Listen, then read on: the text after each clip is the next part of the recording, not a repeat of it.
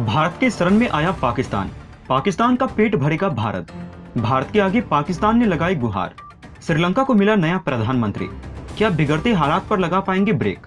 दोस्तों, अगर हम आपसे ऐसा कहें कि पाकिस्तान अब भारत के शरण में आ रहा है तो आपको यकीन करना थोड़ा मुश्किल होगा, क्योंकि आप ये बात अच्छे से जानते हैं कि पाकिस्तान वही है जिसने हमेशा से भारत का बुरा ही चाहा है।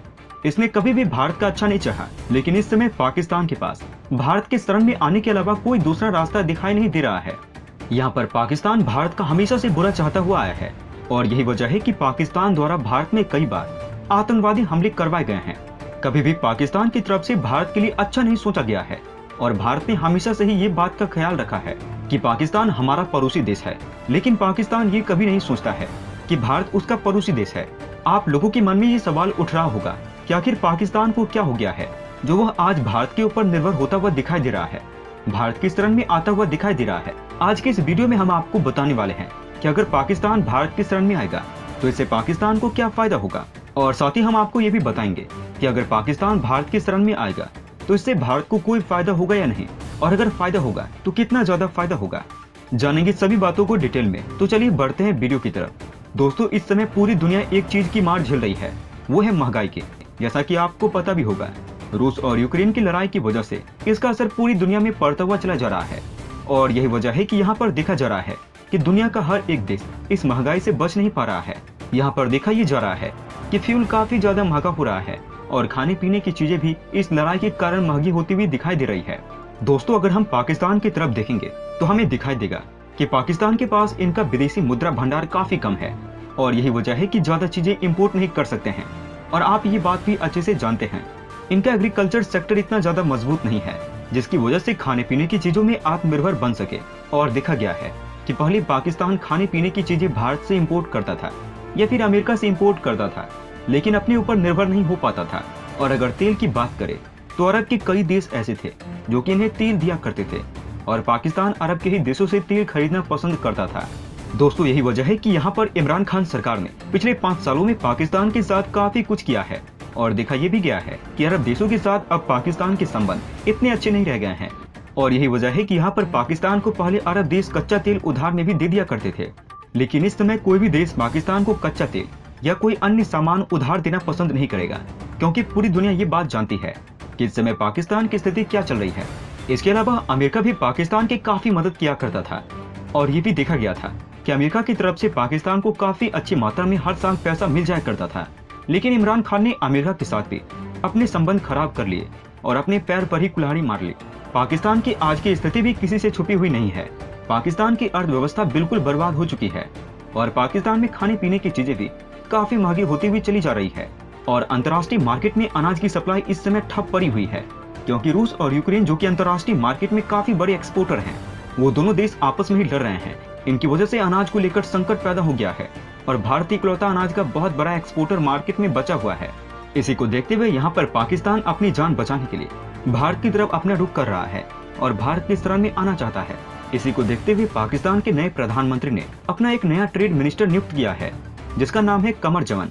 इसको खास करके इसलिए नियुक्त किया गया है कि ये भारत के साथ बातचीत करे और भारत के साथ अपने रिश्ते को अच्छा कर सके, और यहाँ पर भारत और पाकिस्तान के बीच में डील करे। यहाँ पर अब बहुत लोगों के मन में ये सवाल उठ रहा होगा कि भारत ने पाकिस्तान को माफ कर दिया है और यहाँ पर पाकिस्तान के साथ व्यापार कर लिया है, तो इससे आखिर भारत को क्या फायदा होगा। तो चलिए जानते हैं सभी बातों को डिटेल में। इससे भारत को काफी ज्यादा फायदा होगा, क्योंकि भारत काफी अधिक मात्रा में पाकिस्तान के अंदर एक्सपोर्ट कर सकता है, और यहाँ पर कुछ एक्सपर्ट ये भी बोल रहे हैं कि हो सकता है कि पहले ही साल में भारत का एक्सपोर्ट बिलियन में पहुंच जाए। और यहाँ पर आप ये बात भी अच्छे से जानते हैं कि पाकिस्तान के पास ऐसा कोई सामान नहीं है जो कि वो भारत को एक्सपोर्ट कर सके, लेकिन यहाँ पर भारत के पास ऐसे कई सामान हैं जो कि वो पाकिस्तान को एक्सपोर्ट कर सकता है, और यही वजह है कि काफी अच्छी मात्रा में यहाँ पर भारत पाकिस्तान को सामान एक्सपोर्ट कर सकता है। इससे सिर्फ भारत को ही फायदा नहीं होगा, इससे पाकिस्तान को भी फायदा होगा। जैसा कि आपको पता होगा, इस समय पाकिस्तान के अंदर अनाज काफी ज्यादा महंगा मिल रहा है, और अंतर्राष्ट्रीय मार्केट में अनाज मिल नहीं रहा है। ऐसे में पाकिस्तान भारत से सस्ता अनाज खरीद सकता है, और पाकिस्तान जो भी दूसरी चीजें चाहिए वो भारत से ले सकता है। यही वजह है कि यहाँ पर पाकिस्तान को इससे फायदा मिलेगा, और इससे पाकिस्तान की अर्थव्यवस्था को भी संभलने का मौका मिलेगा, और पाकिस्तान की जनता की जेब पर भी इसका असर कम पड़ेगा। अब आप अच्छे से समझ गए होंगे कि यहाँ पर भारत पाकिस्तान के साथ व्यापार करेगा तो इससे दोनों ही देशों को फायदा होगा। अब यहाँ पर आपको ये बताना चाहते हैं, अब आपको यहाँ पर बताना है कि क्या भारत को पाकिस्तान के साथ व्यापार करनी चाहिए या फिर नहीं। आप अपनी राय हमें नीचे कमेंट बॉक्स में लिखकर बता सकते हैं। दोस्तों, वहीं दूसरी तरफ अपनी आजादी के बाद सबसे भीषण आर्थिक संकट का सामना कर रहे श्रीलंका में रणनील प्रधानमंत्री बने हैं। उन्हें ऐसे व्यक्ति के रूप में जाना जाता है जो दूरगामी नीतियों के जरिए अर्थव्यवस्था को संभाल सकता है और अंतर्राष्ट्रीय सहयोग हासिल कर सकता है। हिंसक विरोध प्रदर्शन के बाद सोमवार को राष्ट्रपति गोटबाया राजपक्षे के बड़े भाई महिंदा राजपक्षे ने प्रधानमंत्री पद से इस्तीफा दे दिया था। बुधवार रात राष्ट्र के नाम संबोधन से पहले राष्ट्रपति ने रणनील विक्रमसिंघे से बंद कमरे में बातचीत की थी। श्रीलंका की सबसे पुरानी पार्टी यूनाइटेड नेशनल पार्टी यानी यूएनपी के 73 वर्षीय नेता रणनील विक्रमसिंघे 4 बार देश के प्रधानमंत्री रह चुके हैं। अक्टूबर 2018 में तत्कालीन राष्ट्रपति मैत्रीपाल सिरिसेना ने उन्हें प्रधानमंत्री के पद से बर्खास्त कर दिया था, लेकिन 2 महीने बाद ही सिरिसेना ने उन्हें प्रधानमंत्री पद पर बहाल कर दिया था। सूत्रों के मुताबिक सत्तारूढ़ श्रीलंका पोदुजना के सदस्य, मुख्य विपक्षी दल, समागी जन और कई अन्य पार्टियों ने संसद में रणनील विक्रमसिंघे का समर्थन करने का फैसला किया है। देश की सबसे पुरानी पार्टी होने के बावजूद 2020 के संसदीय चुनाव में यूएनपी एक भी सीट जीतने में विफल रही है। यूएनपी का गढ़ माने जाने वाले कोलंबो से रणनील विक्रमसिंघे भी चुनाव हार गए थे।